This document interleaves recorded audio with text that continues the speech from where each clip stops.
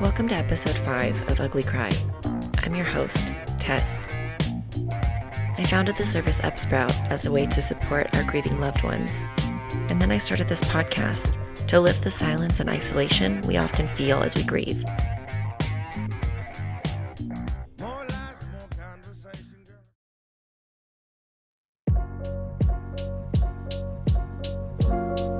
Today I'm talking to Dr. Mekel about how we feel grief in our body and how we can have better relationships with healthcare providers as we grieve. This idea of grief living in the body would have been entirely foreign to me 2 years ago. 2 years and 3 days to be exact. I've been reflecting a lot about how we see grief represented in the media. Movies often show grievers crying or having emotional outbursts, picking fights, lighting their lives on fire. I remember wondering when that day would happen to me. The day that I have my outbursts and hurt all the people I love. But that day never came. Instead, there was this slow burn and ache. It came as tension in my jaw, a sore back, headaches, numbness, a knot in my throat. And this quiet and lonely side of grief is very often the reality. And yet, if you haven't been there yourself, you might not even know that it exists. Because how can you show those types of struggles on the big screen? And as a result, we miss this big and important part of grieving. It literally hurts.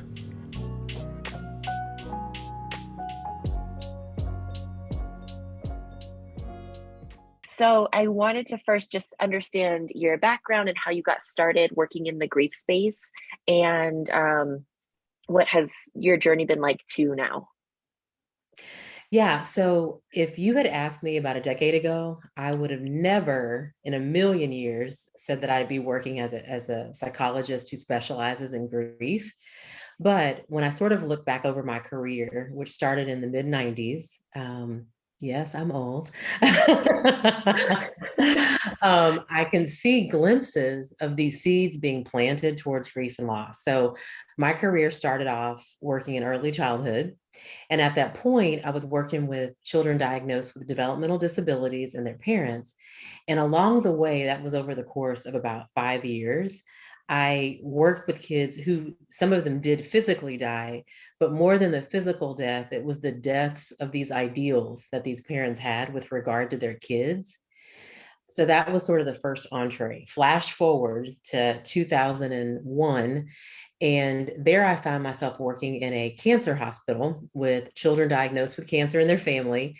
So it was very similar, sort of losses around identity and losses around expectations and hopes, as well as physical death. Now, I'm stubborn, Tess.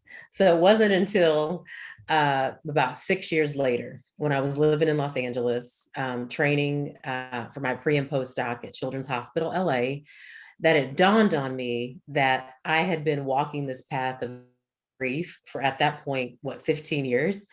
And I was asked to work in a palliative care unit so that they were dealing with end of life concerns and helping parents sort of navigate that with their kids.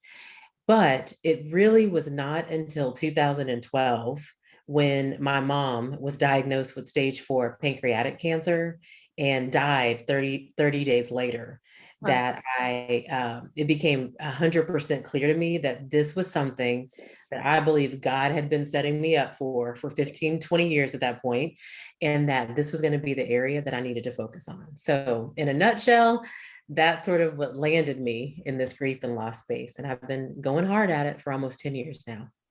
Wow. Yeah. That's amazing that so much of your connection with grief before then is some of what we think of when we think grief and loss, but in some ways it's really different. It's more of like ambiguous loss, and you're talking about grieving things that aren't so explicit as somebody passing away. Right. Um, huh. Yeah. And it was almost as if, because I remember as I flashed back in my career, it was almost as if I was sort of being groomed just to sort of feel out like, how does she do with that? As I sat with families who, were facing hard diagnoses and watching these parents sort of lament the fact that their child may not grow up to be who they envisioned their child to Mhm. be. And then to actually get to the place where their children were dying and sort of sit with that. And I remember distinctly when I was working at this cancer institution thinking, why am I not being rattled by this? And I Mm. sort of kept it in my mind. And when I got to LA and this palliative care thing, it was that same feeling of, this feels so normal and I feel at home. And again, I think I was just being prepared in many ways, probably for even my mom's death. Um, Mm. so that when it hit, it wasn't anything that felt startling because I feel like I had been talking about death and loss for a long time beforehand. Oh, and so you felt like that had somehow prepared you for when you lost your mother, how to cope with that and understand that. Yeah, I think I had sat in so many situations beforehand to understand what it was like to lose a family member suddenly, what it Mm. was like to have to navigate the after of death. And so while it was challenging, yes, I feel like I had already been having those conversations, so it didn't feel shocking to me. Yeah. Mm.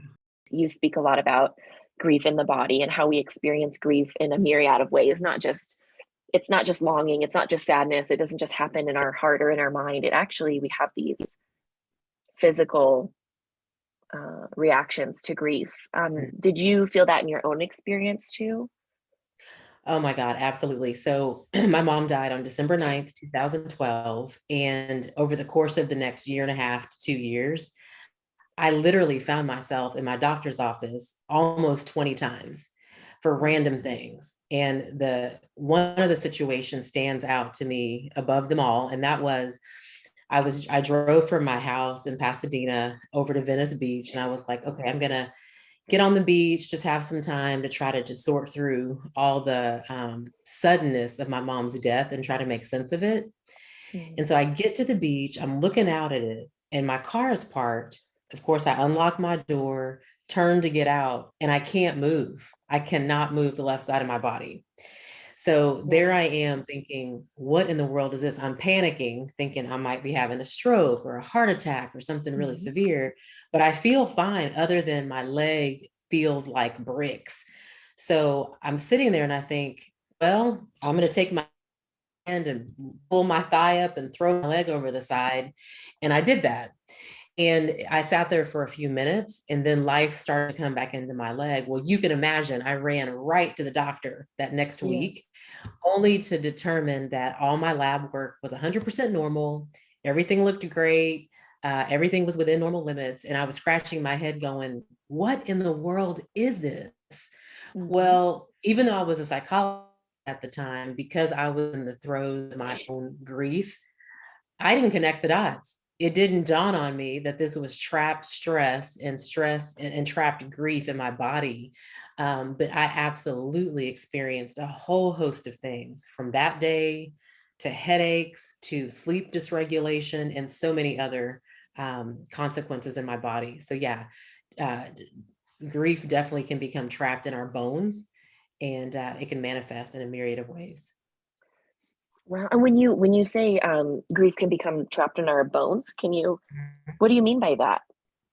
Yeah, so I think part of the way we're wired in this society is to not talk about grief. And I always say this that, grief is not sexy. Like, no one goes to a dinner party and is thinking, okay, let me tell you about the day that my mom died and I was lying in bed with her, right? Mm. No one wants to be that person.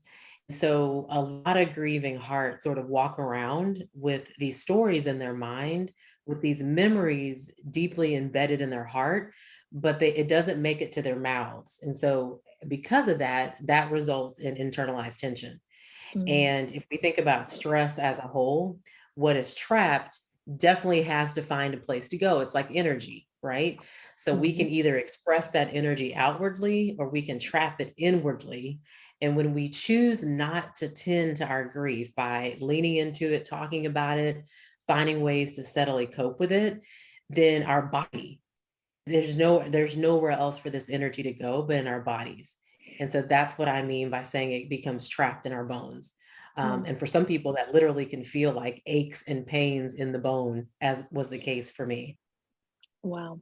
Yeah. That's really fascinating that it's like it's not just that we have to make the choice to express our grief for our well-being or for our healing process, but it's actually no matter how we decide to move forward with our grief, it's going to happen. It's going to happen as we express it or in our body, like it's going to happen. Absolutely. Yeah, I tell this story in a book that I wrote about this, about my mom's death and the aftermath. In that, in the past, I was an athlete. So I grew up in high Mhm. school. I was involved in every sport, and track was one of my favorite things. And a part of me wanted to outrun grief.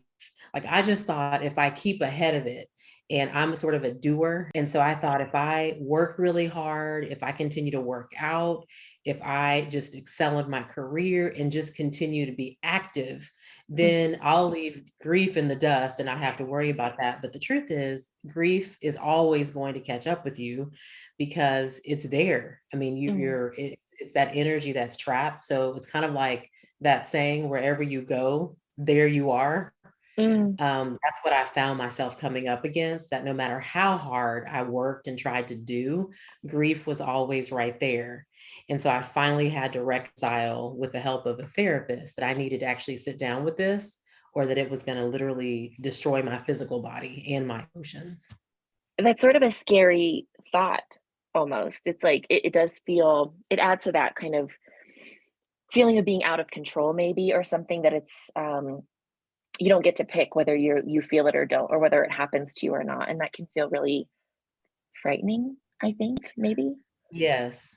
Well, and for someone like me who had spent, 35, 36 years at that point, living a very controlled existence, you can only imagine like what that was like, to feel Mm. like everything that I had done, sort of one plus two always equal three, where now it was one plus two equal 10 million. And I had no idea how we got there, Yeah. that it was completely discombobulating, mind, body, and spirit. And so I'm really grateful when I look back and think about just the conversations that I had with my therapist at the time, who was pretty hardcore in the most gentle of ways, to get me to see that if I didn't take time to lean into this, that Mm. it was going to consume me in not so healthy and helpful ways.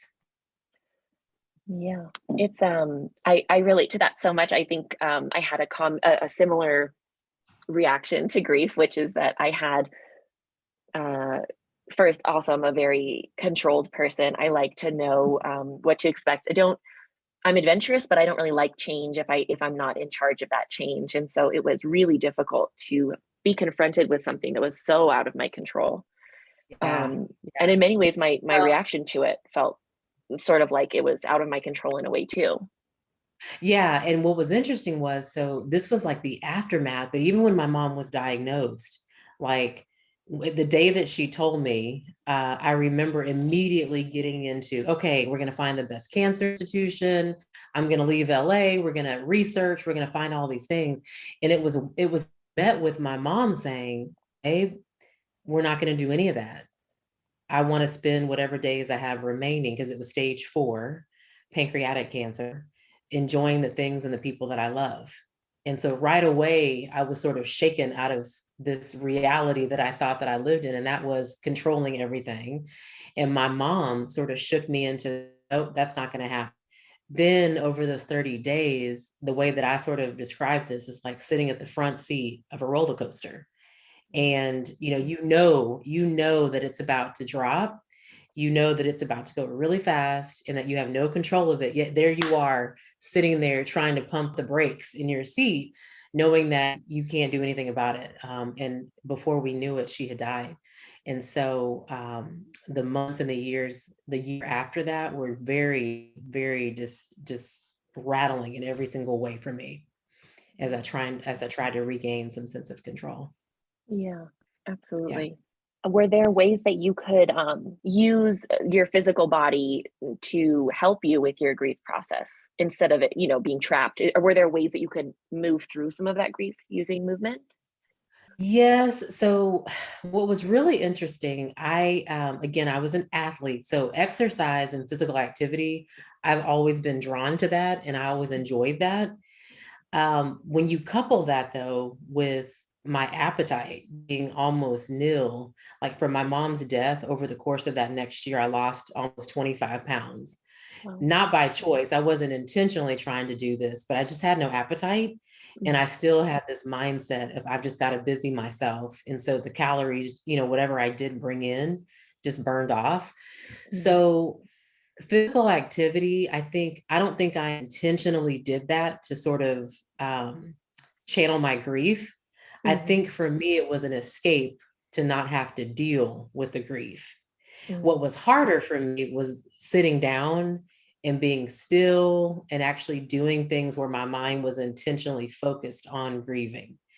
And so that didn't really dawn on me until probably the third or fourth year, where I was able to start doing like yoga, things that were a little bit more slow, more Mm-hmm. rhythmical, which forced me to think as opposed to what I was naturally doing on my own, and that was running and biking, where I didn't have to Mm-hmm. think about anything related to my mom or anything with her death. I have to I have to tell you, my when my dad passed away in 2020, I think also you recently lost your dad around the same time, right? March 2020. Mm. Um, it was I just felt this thing where I was like, wow, I need to run. Like Hmm. it was unstoppable urge. I had never been a runner. I had never been Hmm. a gym goer. I was always active, but outdoors, you know, hiking and things. But I was just like, I need to put on running shoes. I need to run right now.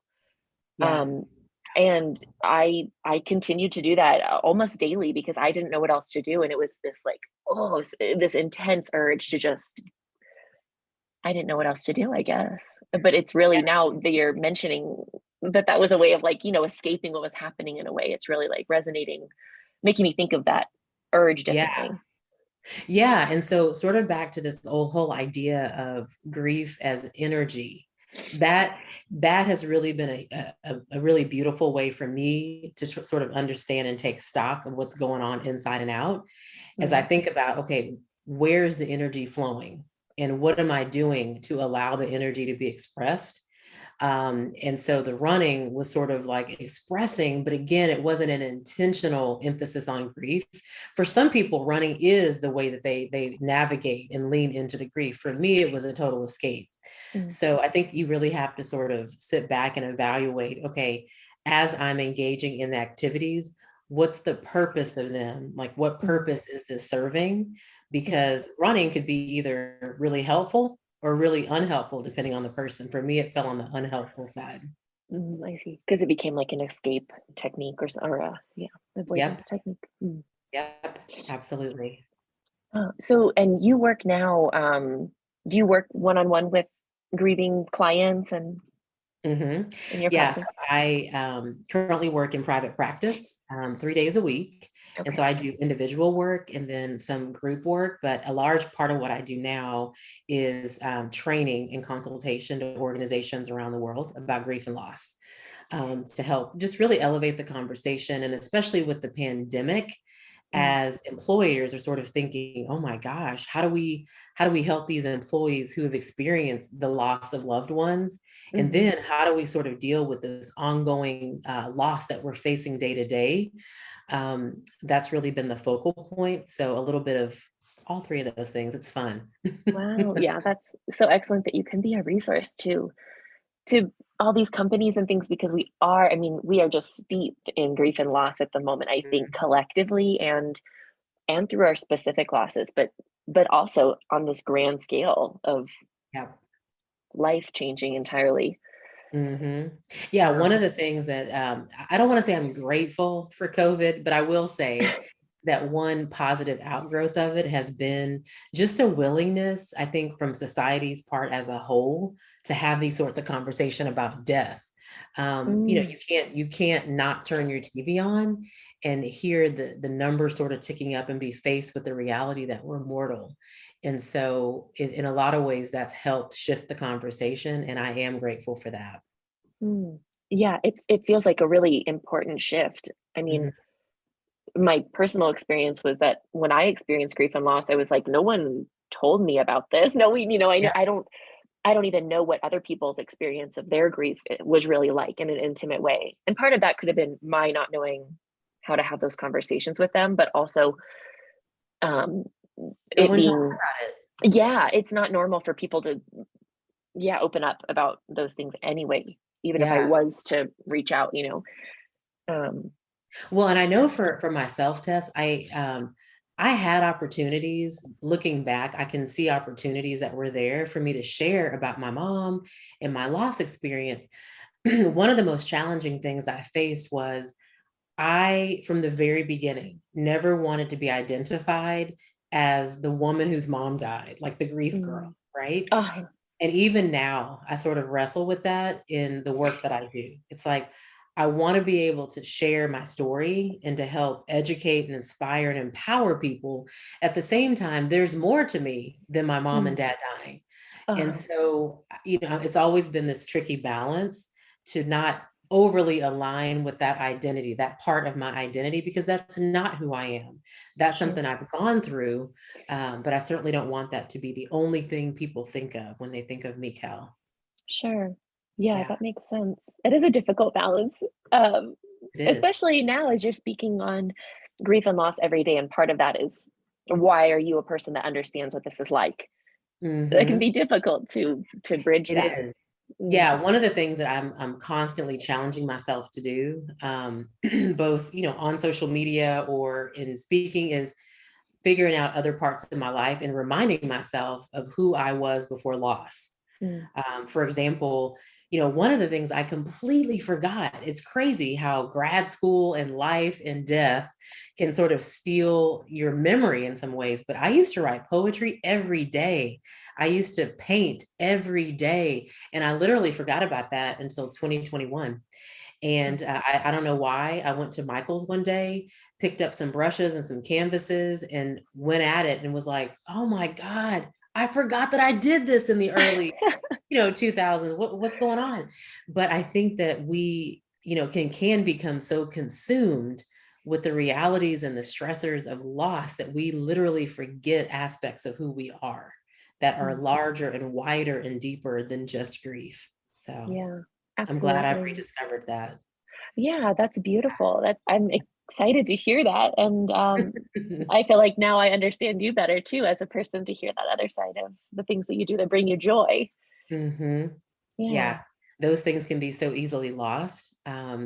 And in a space where, I am talking about the difficulties of grief and the mountains and valleys of that, I have to remind myself, like, hey, there is still joy to be had. There's still love to be experienced. And there's Mm, still memories to be cherished in a positive and not sad way. Not that there's anything wrong with that, but mm. it's also important to look back with joy and gratitude as well. Yeah. Yeah. As you found these ways to sort of have a different relationship with grief and just with yourself as a full person too outside of grief, um, do you feel like having being confronted with these things like my legs don't work because I'm so in denial about my grief and I really need to figure out what's going on here. Do you feel like that helped you have a deeper connection with yourself and your own body? Did it feel like it deepened that understanding of yourself? Absolutely. And it's really ironic. My mom was a nurse Ah, and a nursing professor. So I feel like I grew up talking about, sickness, death, and the body since, from the womb, right? And one of the things that she always prided herself was being aware of her own body. mm, And I think that's what helped my mom all the way up until the end, which almost helped her know I don't want to do anything heroic because I know my body. I mm, know this is the end. But yes, absolutely, these markers and situations that popped up where my body was saying no, or my sleep was completely dysregulated, it almost forced me to lean into grief. And I don't think I would have done that. mm. And it also has helped me really appreciate like all the things that my body has done to carry me through the past 10 years, because Wow. it's been a lot. Yeah. I feel more grateful for my body every day as I see it winding and transitioning and adjusting to the day-to-day stress associated with grief. Wow. That Yeah. is one thing about grief that it will absolutely teach you what you're capable of. I mean, I think we're pushed so far almost up to the very limit of what we think we're able to survive, able to Mhm. overcome, able to accomplish. And then as you look back or as you can step away from those experiences and just see where you've come, it really is this forced growth Yep. moment. It doesn't Yeah. feel good, but it definitely forces some growth. Well, and it's interesting. Someone was asking me the other day about whether I thought we grow through grief? Mm, And my answer to that was maybe, right? okay. I think there are definitely opportunities for us to grow through grief, but I do think there comes a point where you have to choose to grow.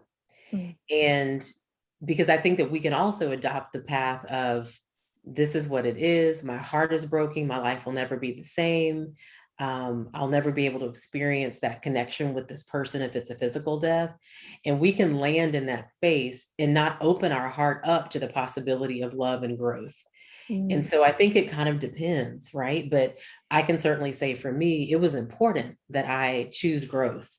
Because that's sort of the way I'm wired, is to mm, sort of thrive and create roots where there weren't any, and sink down and find those ways to stay anchored.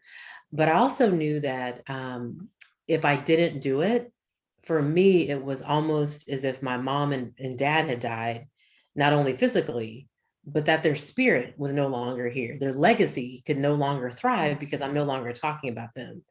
And that felt mm. like a double death to me. And so that's why I continue to show up and talk about these things. I love that. Do you have advice or guidance for people who are maybe struggling to come to that place where they feel like there's growth opportunity in grief, or maybe they've lost that kind of sense that it's possible? Yeah, this is a great question. I think that, early on when I would talk to folks and they would talk about the hope and talk about the loss and or the potential for growth and resilience and all these things, I was just sort of like, leave me alone. I don't want to hear that. And that's okay. I think so. If you're listening and you are thinking, you know what, I'm not there yet, that's okay. I think one of the things that is important to challenge yourself to do, however, is to keep your heart open to the possibility of hope. You may be thinking, I'm never going to smile again. I'm never going to laugh again. I'm never going to have any joy. And that's okay. But at the same time, keep, even if it's a small sliver of possibility, keep that there and challenge yourself, right? On even on the most basic level, when you're out and about doing something, ask yourself, hey, what light do I see? What colors are starting to come through? And it may be for a while, it's all black, it's all gray, it's all blurry. That's all right. Continue to ask that question, because one day in your asking, I truly believe you'll be able to see something to let you know that there is life still to be lived. So that's what I would offer as sort of a point of inspiration there. Yeah, Yeah. absolutely. That rings true for me. That was part of my experience where I said, the volume has been turned down on my life. My level of happiness and joy will never be the same. That's it. Mhm. I just accept this fate. And then one day I did. I had a, moment that felt really joyous. And I said, wow, okay, there it Yeah. is again. Like, huh, I didn't There it think is. that was possible. Yeah. And I think that, so if we sort of make that concerted decision, right, that we're not going to allow joy or hope or light in, then we can see that will result potentially in a path where it is dark and it is Mm, extremely heavy and weighty. And there are a whole lot of consequences to that choice. And I mhm. do believe at some point that we have to make that choice to live, even though we are hurting and it's really difficult to see ourselves taking another step. Yeah. Yeah. Is there, just to speak to the physical side of it, is there a way that people can feel a little bit of relief if they're physically feeling those effects of grief? hmm Yeah, I think that, this is going to sound so simplistic. I'm sure people have heard this before, but there is an incredible power in the breath. And back to this idea of energy, right? If we think about ourselves as balloons, like we're that vessel, if we're constantly taking in sort of the weight of grief and we're never expelling anything, the only option is that we're going to self implode. And Mm, self implosion can look a lot of different ways, like anger and irritability, sleep dysregulation, physical aches and pains, anxiety, fear, overwhelm, and the list could go on and on. And so we owe it to ourselves, right? To sort of And it may not be that we can take a continuous breath of exhale, right? It may be that we're able to just allow something to get out, but taking that time to sort of focus on your breath can be really valuable. And there are lots of tools that can help people sort of have guided ways to do this, whether through box breathing, which is a specific technique, or just simply focusing on the rise and fall of your chest and breath, can be really valuable to clue into your body. I love that your advice isn't just the simplicity of breath, but beyond that, it's as simple as even less than a breath. It can just be like one moment um, of relief that I Yeah, think is so important and beautiful to remember. It's the absolutely. smallest. The smallest things. I often tell my clients, and they always chuckle when I talk about this, but whether you're grieving or not, right? We all go to the bathroom multiple times a day, right? And for a lot of us, we race in there and we race to get things done, and then we race to wash our hands, and then we race out of there, right? Mm. But what would it look like if, so that we don't have to create anything else on the checklist? There's no more to-dos. We're not adding anything to our already stressful grief day. What would it look like to spend an additional 10 seconds or 30 seconds seated there on the toilet, as strange as it sounds, or as we're washing our hands, right? Mhm. To spend a few extra seconds just to focus on the fact that we're seated, that we're being held by something, or the fact that we can actually feel the water running through our fingers where maybe we haven't been able to sense anything that feels joyful or feels fluid. Those can be really, really powerful moments to help us feel anchored. And it can give us just enough wind to get through the next moment as we grieve. I like that a lot. That's a really creative solution. It kind of is disarming in a way because it's not asking you to do anything that you're not already doing. It's just about Right. adding a small bit of intentionality and a Just mindfulness to it. That's right. Just an awareness, which in grief, we all talked about this grief fog. We can often lose ourselves in every single moment where you're sort of, I can say for almost 2 years, I cannot remember so much of 2013 and 14 because I was on autopilot. I was a robot, physically and emotionally. And so to be able to sort of clue in, even if it's just for a few seconds, that you're still here, you're Mm, still breathing, there's still life to be lived, that can be a powerful symbol to keep going. yeah, that's great advice. Thank you Yeah. for making that so accessible and so simple, but in like the very best way that something can be simple. Yeah. No, you're Mm, welcome. mhm. You're welcome. Yeah, and so there's another element to this, which is that you're a mental health care provider. Mhm. And I think there's just to speak personally, there's so much fear about bringing some of these big feelings and strange thoughts to a healthcare provider because um, it's scary and you don't know how they'll react, if you'll be safe, if someone's going to come knocking at your door thinking you're a danger to yourself. Can you just inform that a little bit more to round out the reality of what is true about making a connection with a mental health care provider? Yes. And so I'll share a statistic that Sure. every time I think about this or say it, it always startles me.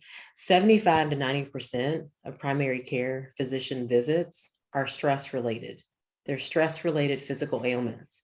And so if we really take a step back, we are showing up to the doctor with headaches, with stomach aches. I can't sleep. I'm anxious. My mind is racing. I'm having these aches and pains. And the doctor's coming back, as they did with me, saying, everything looks great, Jess. I'm not seeing Right. anything, right? Mm, And I think that what we really have to do in those moments, instead of answering that question when they say, well, what's been going on for you, right? And we say, I don't know, I have no idea, is to exercise bravery, which we already do every day as we grieve. We're already showing up as the most courageous hearts and the courageous people in walking the face of the earth, to take that extra step and say, you know what, this is what's been going on. mm, And it's that intimate conversation. Of course, this is within the context of a trusted medical professional. And if you don't have that, I want to encourage you to seek out a provider where you do feel connected and feel as if they have the time and the space to be able to honor whatever it is you're going to say, Mhm. assuming that you have that, to step beyond what you may be presenting with physically, and remember that our health is our health, meaning that body, mind, and spirit are one. And so as you experience grief, that can show up in your body. It can result in spiritual, turmoil and emotional overwhelm. And so be courageous to have that conversation. You will be surprised. And I'm not just saying this as an outside person. I used to work in an outpatient primary care clinic. Mhm. And when people would come in and they get these normal lab results and so forth, it was always impressive to me when people would say and share what had been going on in their lives. And then we were able to connect some dots. They were always met with, oh, yeah, that makes perfect sense, not the judgment that they may have thought that they would receive. Yeah, So to take that step of vulnerability, not only is it going to be helpful for your provider to help support you, but more importantly, it's going to be important for you to name the reality of what's going on and to get out of hiding, which we already know has so many negative consequences. sure. Do you have some like green flags maybe? Like how do you know that that healthcare provider is going to be someone that can hear you out and support you in a positive way? Yeah, so these are the things that I always look for as I seek out providers. I have sought out providers in the past. One is, do they make eye contact with me? Okay. Great place to Part start. of it, well, part of it is like it's hard to really tune in or feel connected. Now, this is not the weird stare eye contact, but are they focused more on a keyboard, or are they Mhm. focused more on what's happening in the room, right? Mhm. It's the same thing that I try to offer to my clients. It's very difficult for me to assess emotionally what's going on when all I can do is hear them. And if a physician is listening to you, but they're not cluing into your body language, they're probably missing some stuff. Mhm. So, are they making eye contact with you? Secondly, when you have shared things about yourself that feel a little bit more vulnerable, what is their response? Does that create an opening in the conversation? Like, let me explore that more. Tell me more about that. Or is it, oh, we're here for this one thing. We'll get to that next time. Mhm. So go back and think about the conversations that you've already had with your provider to see if they've created openings or closings for you. And then third, what is your gut telling you when you've left those visits? I can certainly think of visits where my gut told me he didn't give a doggone about what I said, Mhm. and moments where I've said, wow, I've never felt more supported in a medical visit. So reflect on what your gut is sort of telling you and trust your instincts. And if it's not that medical provider, know that their feelings aren't going to be hurt. They have many, many other patients to see. Connect with a provider who can see, hear, and validate your experience. Those are the three things that each of us as human beings, and particularly as grieving hearts, are needing. And if you're not getting that, you deserve the right to seek out someone who can do those things. Yeah, thank you for that advice. That connection can be so powerful. They can become such an advocate for you, I think, if you're making that connection and you also are helping them make those connections through your honesty. Absolutely. Yeah. So there's so many studies that support the fact that when people are experiencing emotional distress, the person who they typically tell is their primary care physician. Wow. So even when we think about suicide, right, prior to a suicide attempt, more than likely, the odds are in favor that the patient told their primary care physician. So that speaks to the intimacy that's possible in that relationship. That's why it's important that you have that connection and intimacy so that when you are wrestling with grief, you can feel comfortable to share what you're really feeling. We're going to switch gears here a little bit and address suicidality and grief. The conversation stays general, and Dr. Mekel is able to really inform my understanding of how we can add some nuance to the conversation with our healthcare providers. But if this is a topic that you have a hard time hearing about, go ahead and skip about 6 minutes ahead. You mentioned the sort of like suicidality side of it. Mhm. And I think there are moments in grief that I can't speak for, I don't know if it's normal, but there are moments where you're like, I don't think I want to live in this world anymore. My person is gone. Yep. Um, which isn't, I'm suicidal and I have a plan. Right. but it certainly feels adjacent to that. And that to me is something that I would be really afraid to share with a healthcare provider or a Yeah. mental health care provider of any kind, because I would be afraid that their reaction would be, I'm suicidal, I'm a danger to myself. Yeah, so let me sort of piece that out a little bit. So Sure. as a provider myself, I always have to sort of educate my clients in the beginning because they do come into the office fearful. Like, I don't want to tell Dr. Harris that I'm having suicidal thoughts because she'll call the crisis hotline and I'll end up, in this inpatient facility. Mm-hmm. Well, so let's sort of think about the continuum. Suicide and suicidal ideation falls on a continuum, right? When someone dies, it is 100% normal to think about death. Now, does that mean that you want to kill yourself? No, but you long to be with that person, right? And because you've experienced death, death is on your brain. Now, what's tricky is on a lot of screening tools that are used to assess for depression, the question may read something like, are you having any thoughts of death or of hurting yourself? Well, yes, because my dad just died, right? So, of course, I'm thinking about death. And so, what you really have to do in those moments is continue that sentence. Yes, I'm having thoughts about my dad's dying. And yeah, it's brought up my own death. I'm worried that I too might die or the Mm-hmm. people around me might die, or Mm-hmm. I'm dreaming about his death, which is normal. If we put the period at the end of that sentence and we don't help the provider really understand where we're coming from, they may get the wrong impression, right? So that's that perspective. Then there's, I'm having thoughts of death and I am having thoughts of ending my own life. That's different. Now we're at a different phase of the continuum. That's not necessarily a crisis either if we're not planning or have any intent or means to do something, but it does sort of elevate the need for support all the way up to, I'm having thoughts about hurting myself. I have a plan. I have a means. This is my intent to do it. So you can sort of see that those can all sound the same, but we've got to take that extra step to really help our providers understand where we're coming from. Yeah. Mm-hmm.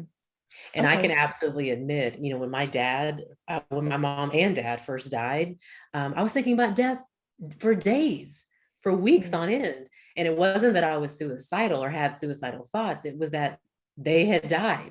I had Mm-hmm. experienced these sudden deaths. And so everywhere I turned, I felt like death was this looming thing in my heart and mind. And that's 100% normal. So Mm-hmm. help your provider help you by clarifying where you fall on that continuum. That's important I to know. see. Yeah, that's helpful actually to think of it more as this wide range. It's not either Mhm. just like, yes, you are, or no, you are not. It's that there is Right. a range. There are things that are totally normal Hmm. and moments where you do need help. And that's Absolutely. also okay. And you're in the very right place. You're Yes, and speaking there's to no somebody. shame in that. Yeah, so a lot of outpatient primary care clinics are embedding, suicide and depression screening, anxiety screening in the visit. And so one of the ways that the field is shifting is more towards that integrated behavioral health, where there's someone there who can support someone who does endorse some items so that they get the support during their medical visit. And it should be that way because health is health.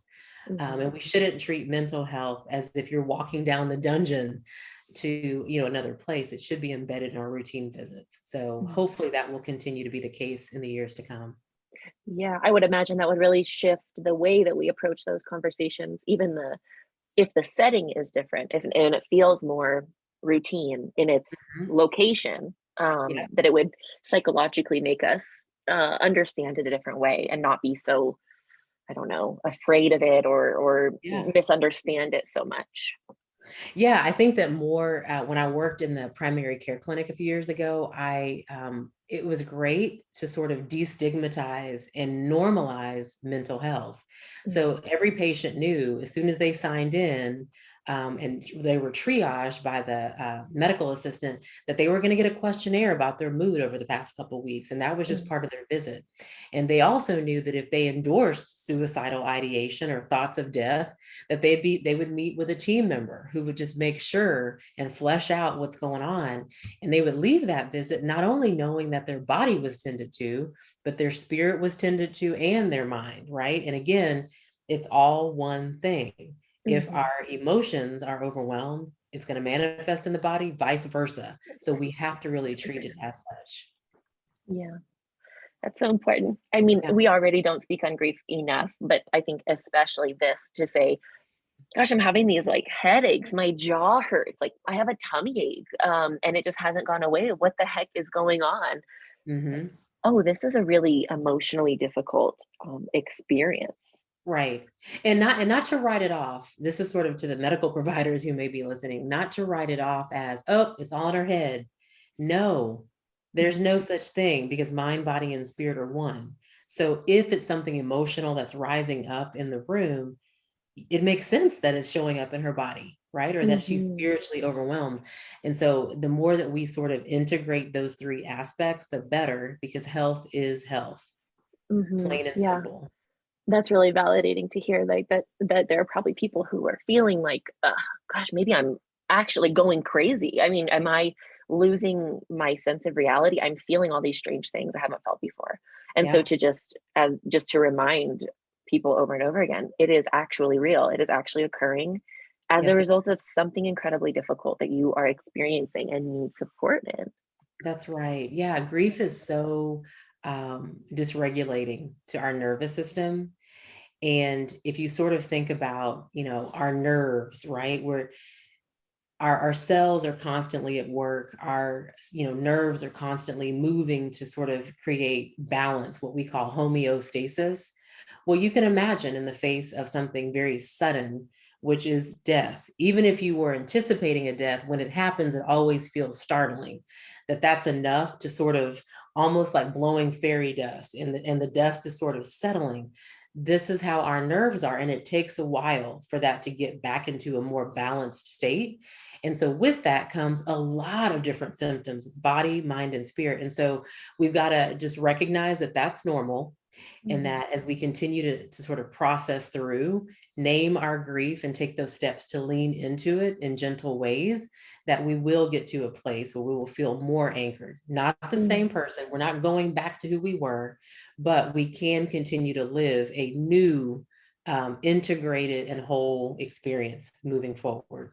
Mhm. Absolutely. I love the focus there too on being gentle with yourself as you cope with these things because it can be, especially as doers or as busybodies. Maybe Mhm. everybody experiences it, but I feel like if that's your sort of tendency, it's easy to say, "Yeah, me too, 100%." To be like, "Well, 5 days have passed. Why am I not better yet?" Like, okay, what can I do to make it better? Okay, I'm not doing enough. I need to like get in touch with these feelings now. Like, I can't put it off. Yep. Um, and it's sort of like that's a really mean way to treat yourself as Yeah. I reflect on that. But it's almost, I don't know, feels like an intuitive reaction that that's what you want to do. You want to do. Yeah. Um, Well, and this is one of I'll throw this out there, not to criticize any semantics that we use, but uh-huh. sometimes we sort of frame grief as healing or recovery, Mhm. which are borrowed from the medical terminology. We sort of assign that sequence for ourselves, like, I'm here now. I'm going to go in and get healed, and then there's going to be a scab, and then I'm going to recover from this and never experience that. And I think we've got to be careful with that languaging, because if Mhm. we do, we're setting ourselves up for there's an end point. And the reality with grief is there's no end point. Now you begin to process and integrate grief into your living differently as you move Mhm. forward, but there's not a designated end point. And so being mindful of how we communicate around it actually can make a difference, especially for us doers who want there to be an end point. Yes. Yeah, I'll raise my hand way up high on that one that I frequently use the term, healing through grief or healing from grief. And it's not with the intention of saying that there's an endpoint, but it does imply that. And I can see how that language I don't know, could give the wrong impression of what Yeah. it looks like to move Yeah, so I forward. think as long as you're using a set of language that makes sense for you, more power to you. But Mhm. if you have ascribed sort of an endpoint recovery sort of framework, yet you're noticing these ebbs and flows, 10 years down the line, that's okay. It may be that you need to adjust your expectations about what the grief process actually looks like. Yeah. Yeah. And sometimes, speaking for myself as a doer, I'm also a perfectionist. And so it can feel frustrating to not be better, to say, gosh, Absolutely. I'm still having hard days. And that just, I don't want that to be true. That's frustrating. Yeah. One thing that I have sort of sneakily loved throughout the pandemic Mm, is hearing the majority of my friends and people that I'm around through my community say that we're all struggling, right? mhm, And on the days where I feel hard on myself with grief, like, man, I'm still wrestling with the anger. It's still popping up, or I'm still irritable, or I'm still having trouble sleeping, almost 10 years later, I remind myself, hey, Mekel, everybody's struggling. And mhm, that's a universal truth, whether they're actively grieving as I am, a physical death, or grieving something else. And that alone makes me feel more normal. And I'm able to mhm, extend that self compassion and say, we're all struggling. And there's mhm. no shame in that. This is part of the human experience. Yeah. It's a challenge in self love, self acceptance on a scale that to me has been beyond what before I was necessary. Hmm. Because now it feels dire that if I don't do it, I actually won't be okay. I won't be able to take care of my son and cook myself food. In fact, I have to be compassionate and loving towards myself, or I'm sunk. That's right. I love this quote by Audre Lorde. And I'm going to butcher the quote a little bit, but she basically says that self care is not selfish, it's an act of self preservation. And at the end of the day, it truly is an act of political warfare, which sounds very dramatic. And when I first read this quote a decade ago, I thought, that's a little over the top. But if you think about it, it is warfare. Every day we're waking up and we're battling for our mental capacity, our physical stability, our spiritual knowing, whatever that is. And we have to continue to show up. And that is not selfish. It is an act of self-preservation. So as you lean into grief, that's what it is you're honoring the fact that this loss is real and my response to it's real. And so I have to shine a light on it so that I can preserve and keep going and living and thriving, not only for myself, but for my community and Mhm. generations to come. Yeah. Yeah. I can say too that as that self-love practice has expanded for me, it has allowed too for me to understand and be loving towards community members and other people that before maybe I would struggle to be compassionate and loving towards. And now I'm just like, yeah, I get it. That's hard. It's hard to be people. It's hard. Yeah, it is. Peopling is Mhm. hard. Yes. Yes. It is. It's Mhm. like, these day-to-day things that we're doing, like getting out of bed and brushing our teeth and making breakfast and checking the mail. Like I can personally say there's some days I'm just like, whoo, if I could Mhm. just be sort of transported to the mailbox, like it just feels so heavy to make that trip. Yeah. Um, but to remind myself, yeah, peopling is hard. And Mhm. yet we're still here to lean on each other and remind each other of that. Yes, yeah, that's been one of the reasons why in grief community can be a really powerful tool too. That you can acknowledge, I need help today, and that you found people that understand and will say, yeah, of course, I'll hold you up today. Maybe Absolutely. you'll hold me up tomorrow. Yes. I mean, what a gift to sort of walk into a room. It's sort of like Cheers. I want to go where everybody knows my name, right? It's like Mhm. you walk in, you don't have to say your name, you don't have to say who died, you don't have to just, there's an intuitive knowing that is incredibly comforting. Not that other grieving hearts are the only people who can offer it, but what a heck of a gift it is to Oh sit yeah, in community without having to explain anything. yeah, Yeah. absolutely. We could probably just go on forever I talking about know these, this. these I know things. it feels like we're just sitting at a coffee shop talking, I Tess. know. I love it. It's wonderful. It's been Yeah, what a so, treat. yeah, it's so wonderful to speak with you. And I feel really enlightened.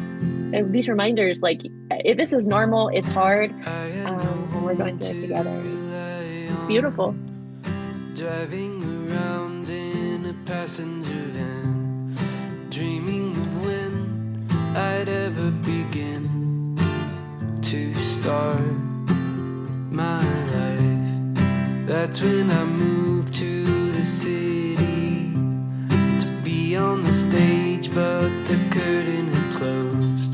You walked in the room that's when I knew that I was home and my life will begin. Didn't believe it was true till I met somebody. I met somebody like you. Had no direction to move till I met somebody. I met somebody like you.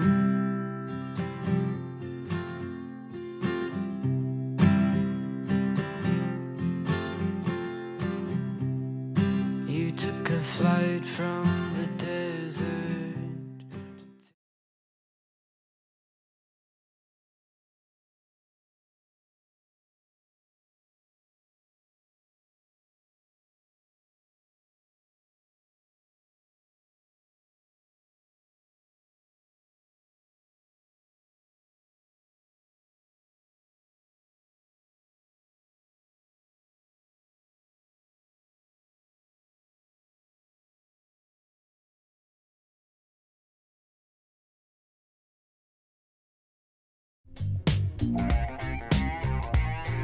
In our next episode, I talk to Roxana about grief as it relates to immigration.